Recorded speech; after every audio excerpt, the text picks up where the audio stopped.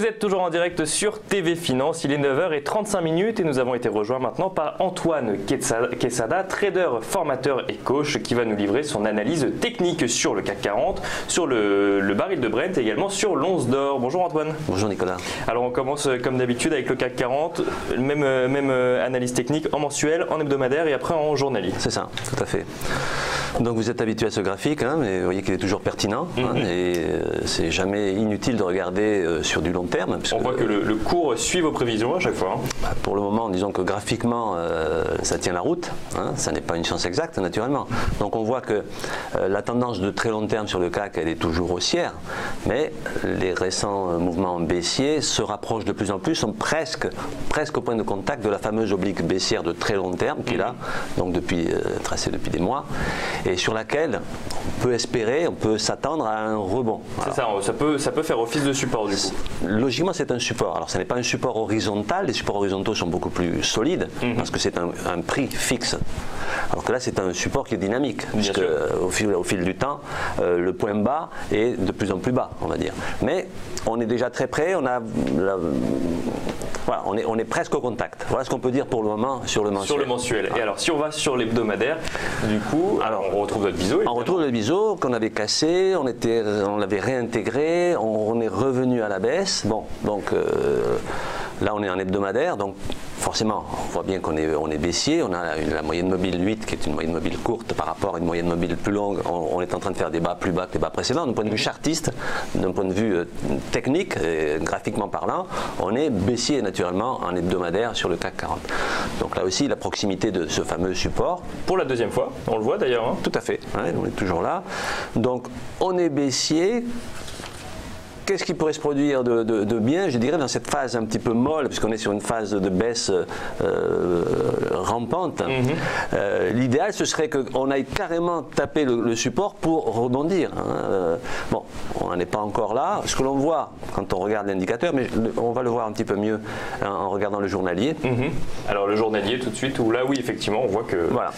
on est proche, mais on n'y est pas encore. Oui. On est proche, on n'y est pas encore. Ceci dit, il y a un phénomène qu'il faut noter ici, c'est que moi, je compare toujours le comportement du cours par rapport à l'indicateur. Quand on regarde le comportement du stochastique, donc l'indicateur qui est sous le cours, on voit que le stochastique est descendu moins que ne l'a fait le cours. Hein. Le cours est revenu faire ce qu'on appelle un double appui, puisqu'on est revenu sur les 4895, voire 94 ici, donc à un point près, on a fait le même cours. Et il y a une petite réaction dessus. Réaction qui n'est pas violente, ça ne veut pas dire qu'on a toucher le point bas, pas forcément. En tout cas, ce qu'on voit, c'est que l'indicateur stochastique, lui, n'a pas fait de bas plus bas ou n'a pas fait un bas identique au bas précédent. Ce qui veut dire que cette baisse, elle est quand même molle, parce qu'avec tout ce qu'on subit comme information négative, je dirais que le CAC devrait être encore plus mal qu'il ne l'est. Donc il résiste plutôt bien. Donc on pourrait se dire que, en tout cas. Oui, tout à fait. Techniquement, il résiste plutôt bien et c'est assez conforme à ce que l'on peut voir ici. Mais je dirais que là, le CAC, pour prendre une métaphore, puisque je suis friand de métaphores en tant que formateur, c'est ce qui plaît d'ailleurs à mes stagiaires.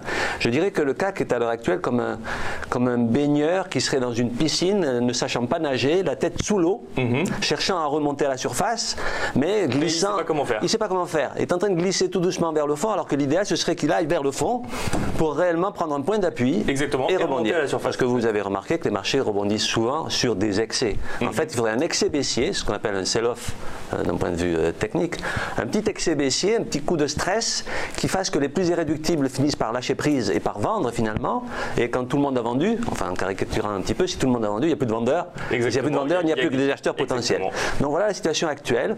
Donc je pense qu'on a encore un petit potentiel de baisse, mais l'idéal ce serait effectivement de prendre appui sur ce support. Et si on venait à le casser, bon, il y a le grand support de plus long terme. Et là je vous ai mis le report de la largeur du canal haussier, c'est-à-dire du biseau d'élargissement, qui lorsqu'il est cassé libère un potentiel de baisse. Donc je vous ai mis avec Fibonacci ici, ça aussi c'est un tracé qui est ancien, il est toujours d'actualité. Le potentiel de baisse de 100%, mais je ne pense pas qu'on ira à 100% de cette baisse, puisque encore une fois on a des supports. On pourrait revenir sur 4823, qui serait le deuxième palier de Fibonacci, voire même 50% de ce potentiel de baisse, qui nous ramènerait sur les 4754. Les 50% étant souvent un point de rebond sur les marchés. Donc voilà, on est sur une phase, je pense, très proche de la fin de la baisse, Mais si cette baisse s'accentuait, on a des points d'appui qui permettraient donc aux baigneurs de rebondir du fond de la piscine et d'aller retrouver la surface. Peut-être de sortir de la piscine. Oui, on lui souhaite. Ça vaudrait mieux pour lui. Et à ce moment-là, effectivement, ce rebond pourrait nous ramener sur des cours qu'on a connus ces dernières semaines. Alors ça, c'était pour le CAC 40. On va maintenant passer à l'analyse du baril de Brent, donc de pétrole. C'est ça. Alors le Brent, on s'était vu il y a 2 semaines. Voilà le graphique en mensuel. Un graphique qui est qui montre une tendance haussière quelque part sur les derniers mouvements. Mais cette tendance haussière, elle s'est faite à la suite d'une énorme baisse, puisqu'on est descendu de 132 $, on est redescendu à 31 $ le baril, et au final on est remonté pour faire 50%, pour récupérer 50% de cette énorme baisse. Donc le marché a récupéré ces 50%, donc on est venu buter sur la zone des 81 $, en fait on est allé au-dessus sur 86-87 $. Là, on va passer au graphique en hebdomadaire. Voilà, on voit plus clair, oui. De façon plus claire, plus précis. Et là, donc, bon, c'est ce que je vous avais déjà montré il y a 2 semaines, avec l'évolution en cours, qui est l'évolution conforme à ce que le graphique et l'analyse technique pouvaient nous donner, avec une probabilité relativement forte. Avec donc ici un biseau d'essoufflement, donc une tendance qui était haussière, mais avec un excès haussier. Ce que j'appelle un excès, c'est lorsque on a des cours qui font des hauts bien plus hauts, alors que l'indicateur, lui, fait des hauts moins hauts. C'est comme ça qu'on retrouve des divergences. Bien sûr. Comme je vous l'ai dit, moi, les divergences, quand on sait les travailler dans un contexte bien précis, en accumulant plusieurs facteurs techniques, les divergences sont des indications de très forte probabilité de retournement quand on sait les mettre en application et dans une recette bien plus élaborée qu'une simple divergence. Donc ici on a le biseau d'essoufflement qui effectivement traduisait le fait que le pétrole en faisant des hauts plus hauts certes mais avec de moins en moins d'amplitude, la fameuse divergence baissière classique qui a poussé le cours vers le bas. Le tracé rouge. Là c'est le tracé rouge effectivement, donc un segment qui monte au-dessus du cours, alors qu'à la verticale, à l'aplomb, on avait un segment qui descendait au-dessus de l'indicateur, aussi bien du stochastique ici que du RSI. Le support des 70 $ qui allait très certainement être cassé. Quand on s'est vu il y a 2 semaines, on était sur cette zone-là et effectivement on pouvait s'attendre à un petit rebond au-dessus puisque c'est un support. Le support venant d'un double sommet que nous avons ici. Vous savez que ce biseau a provoqué ensuite un double sommet dont la cassure libère un potentiel que l'on pouvait estimer aussi. Là c'est le même graphique il y a 2 semaines, mais vous voyez qu'il y a eu une évolution. Donc potentiellement, moi j'estimais la baisse à peu près 50% de ce potentiel. 50%, ça faisait 61 $ et quelques, on les a fait, et 59,46 $ c'est les 61,8, sachant qu'il y a des supports ensuite dans cette zone-là, j'ai estimé un potentiel à 60 $. Bon, on y est pratiquement. Donc vous voyez qu'ici, on avait une concordance de facteurs qui donnait une très forte probabilité d'avoir raison, parce qu'on n'a pas simplement un biseau, on avait une divergence, on avait une cassure de support et on a des extensions. Donc là, c'est vraiment le cas d'école de ce que l'analyse technique peut donner avec une forte probabilité qui ne sera jamais une science exacte. Avec toujours une marge d'incertitude, mais bien entendu, ce serait magique si c'était une science exacte. On ne ferait qu'une seule opération dans sa vie. On ferait l'opération, point. Donc voilà. Du coup, on a le journalier aussi. On a le journalier aussi. Nous montrer ça de manière encore plus précise. Voilà, donc de façon plus précise. On a bien vu donc la cassure du biseau, la zone du support sur les 70 $ et ensuite une cassure, un pullback qui n'est pas revenu sur les 70 $ comme je l'avais estimé, on est revenu que sur les 68 et quelques, on n'est pas revenu exactement, mais la tendance de fond qui était baissière et la tendance de plus court terme qu'il était, elle est toujours d'actualité. Donc vraiment c'est un cas d'école avec tout ce qui se passe dans l'actualité concernant le pétrole et quand on voit la prévisibilité assez forte de voir une baisse, c'est d'autant plus marqué. Tout à fait. Voilà. Et alors maintenant, on va passer à l'once d'or, Antoine, avec pareil, mensuel, hebdomadaire et journalier. Tout à fait. Alors voilà le mensuel. Bon, ce graphique, si on regarde les derniers mois, on est sur une zone horizontale. Bon, l'once d'or avait atteint presque les 2000 $ en 1900 et quelques. Depuis, on est descendu. Refuge effectivement à un moment et depuis ça. Depuis, ça a pas mal baissé. Ça a perdu 50% de sa valeur. Vous voyez, en prenant Fibonacci, toujours ça pareil. Un peu, on voit. Voilà, on est descendu sur les 1000 $, pratiquement la moitié de la valeur maximale que l'once d'or avait faite. Et depuis, effectivement, sur du long terme, on fait un range entre les 1000 1080 et 1200 et quelques. Donc sur du très long terme, en fait, ça reste relativement plat. Hein, bien sûr. On le voit bien ici. Alors si on affine un petit peu plus. Donc on regarde à l'hebdomadaire. Voilà. L'hebdomadaire. Bon, donc là, il y a quand même des.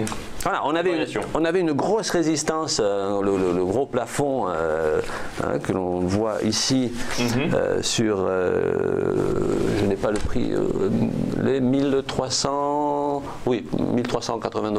Oui, à peu près, oui, effectivement. Cette grosse ligne horizontale. Verte qu'on voit tout en haut. Et voilà.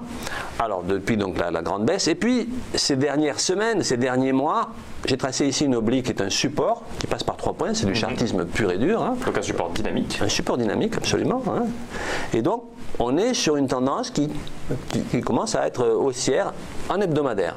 Oui, parce qu'on voit qu'il y a 1, 2, 3, 4, 5 points qui touchent presque le. Donc c'est d'autant plus pertinent, hein, puisque ça veut dire que le marché reconnaît ce support. Donc il s'auto-alimente il s'auto-alimente lui-même de ce qu'il voit. Prophéties. Complètement. Donc ça c'est pour l'hebdomadaire. Si on zoome peut-être sur le journalier. Et si on zoome sur le journalier, qu'est-ce que l'on voit ici? Alors, on avait fait un point bas, donc qui est le bas de cette bougie ici, à 1160 $. Ensuite, on a eu un mouvement latéral avec une résistance sur les 1200, 1214 $. D'accord. Et c'est là que l'once d'or a réagi en cassant cette résistance, donc cette ligne horizontale ici, en cassant les 1214 $, et en prenant cette espèce de triangle latéral, on pouvait reporter, c'est ce que je fais systématiquement, à la hausse naturellement, à partir du moment où on a cassé la résistance, on pouvait reporter l'amplitude de la ligne horizontale sur le point bas, reporter à la cassure. En fait, c'est un effet de symétrie entre le triangle du bas et le triangle du haut. Alors maintenant, on a un triangle du haut maintenant, parce qu'effectivement, le marché, l'once d'or qui a tenté effectivement d'aller vers les 1260, qui est le maximum, enfin les 100% du potentiel, elle a buté sur 50%. Vous voyez que c'est le fameux 50% de Fibonacci sur une extension, et les 50%, c'est 1243 $. Pile la moitié de son potentiel. Alors le potentiel de 100%, ça n'est pas forcément réalisable, ça n'est pas forcément d'actualité. Entre-temps, qu'est-ce qui s'est passé? Effectivement, on a pu tracer une oblique baissière, et là, effectivement, on a un grand triangle qui coiffe, qui empêche momentanément l'once d'or d'aller au-delà, mais qui, en support, le maintient. Donc, qu'est-ce qu'on peut dire? On peut dire qu'effectivement... Là, on a l'impression que le chemin est tout tracé, quand même. Oui, mais momentanément, on est dans de l'indécision. Il faudrait pouvoir casser. Et casser, ça voudrait dire quoi? Effectivement, si les indices venaient à casser de façon plus marquée à la baisse sur un coup de panique, là, on pourrait s'attendre, effectivement, à ce que l'once d'or casse par le haut. À la hausse. Mais pour le moment, elle est quand même coiffée. Elle est coiffée parce qu'en fait on pourrait se dire, on voit effectivement l'oblique baissière, le support dynamique et en plus cette résistante horizontale, on peut se dire ça va aller au bout du triangle tout simplement. Alors oui, alors ce que vous dites est assez amusant, c'est la remarque que certains stagiaires me font. Alors d'un point de vue technique et graphique, en général une sortie de triangle elle se fait aux 2/3 de ce triangle. Là on a dépassé les 2/3. En fait il est très très rare que ce que vous dites se produise. Tout à fait. Et à un moment donné il y a un facteur déclenchant qui va provoquer, et puis après l'effet moutonnier va faire que dès que ça va casser d'un côté ou de l'autre, il va y avoir les suiveurs.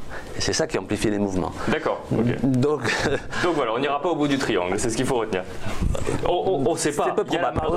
Effectivement, mais c'est peu probable. Voilà. Donc si le CAC venait à chuter, ce que je ne pense pas, comme on l'a dit tout à l'heure, à ce moment-là on casserait certainement par le haut, mais si le CAC venait à rebondir, on resterait certainement à l'intérieur de ce triangle, voire même à terme le casser par le bas. Mais ça c'est l'avenir qui nous le dira. À suivre du coup dès la semaine prochaine, vendredi. Merci beaucoup Antoine Quesada, et je rappelle que vous êtes trader, formateur et coach.